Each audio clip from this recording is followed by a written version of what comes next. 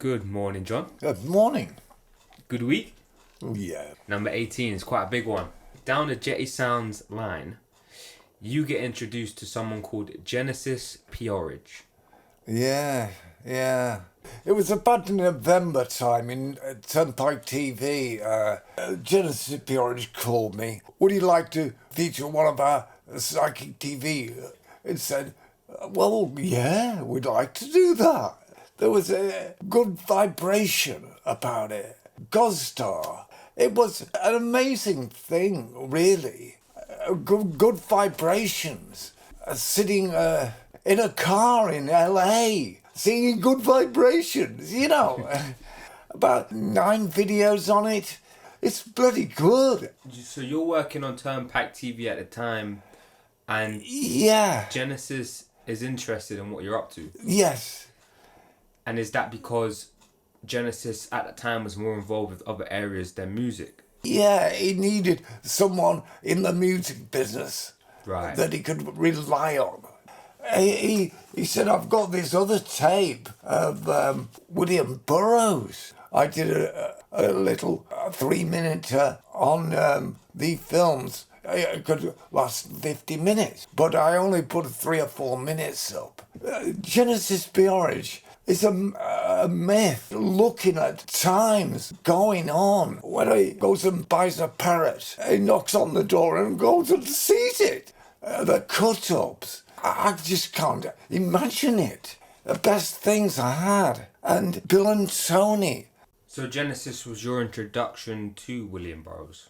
Yeah, sometime in the 80s, he went and got Brian Geison's mother. It died. She said, you can come and take the films from me if you pay me for them, which he did. And he took them off and remastered them, put soundtracks on. And that's how Genesis came into the William Burroughs video. Yeah. But he just liked it. He had something about 23. William Burroughs and Genesis P. Orridge think alike. They're going to get on. Yeah. William Burroughs' work was quite different. Oh, God, yeah. You wouldn't say it appealed to the masses, but it appealed to you definitely. Oh, God, yes, it affected me. And at that time, was that a whole new world for you? Had you seen anything like that before? No. All was new to me. Yeah. And instantly you were interested. Yeah. In Jetty Sounds, we had to find things that were a bit interesting, not what everybody else wanted, Yeah. The nooks and crannies. Yeah. I went to Brighton, just seeing him, knowing that we would acquire a transmission estate and the films.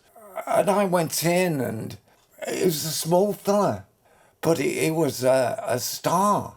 He was a real big star. I must have thought so. We had to do the deal, and we talked about doing Joy, was what it came from. And we went and filmed it in Manchester University. So you shot Genesis P. Orridge Joy in Manchester University? Yeah. We didn't use all of it there, but we did do the majority of it. Doing psychic TV was a big thing for us. What makes you say that? I don't know. There's something inside. Right. I knew something was up. This one felt different. Yeah. What was psychic TV? Psychic TV was a love song. Taking pills or go and do the performance then. It just let people come on the stage. Tell us about the second time you went to Brighton. We went for a couple of days, and we were introduced again to Caress P. Orridge, the caress of the sick mob. and just to do RU experience, going on rides and escaping things, and things on the seafront in Brighton. But the next day we went off to Dungeness, go to Derek Jarman's home. He awaited us and greeted everyone. very nicely. He was a good chap. Yeah, we made a video and we filmed in his back garden, caress going around and about. Then we had tea and biscuits and cake and things like that. And it was magical. It was a really good day. All the time we talked about getting some of his Derek Jarman's films, and there was 3 which I'll deal later: the Angelic Conversation and Jubilee. Right. The main thing. He was up for it. It sounds like these trips kind of opened you personally and Jetty Sounds Yes. to a whole new world. Yeah. Because Derek Jarman was involved with film, was he? Oh God, yeah. Right. The British Film Institute. Right. And so he was connected to... Yes. Right. So Genesis Peerage was this crossover between music and movie and film. Yeah.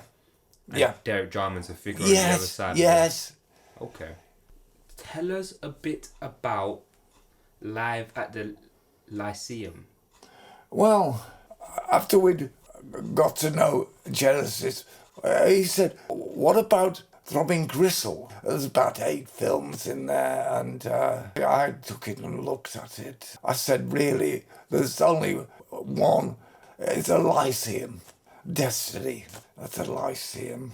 The next thing, he came with Arundel School recording Heathen Earth. They were done in 1980. I just reissued them because they hadn't been out. The last one, Kezar Pavilion, Golden Gate Park, San Francisco. It was the last ever show in 1981, May 81. And she did Discipline. I think it's the most fantastic film. When you can see it's going at it, Discipline. It's fantastic. Fantastic. That's by far your personal favourite. Oh, yeah.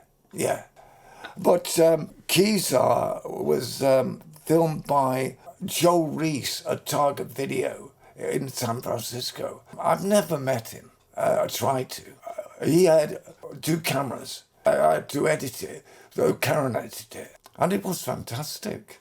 Were you glad to have these videos?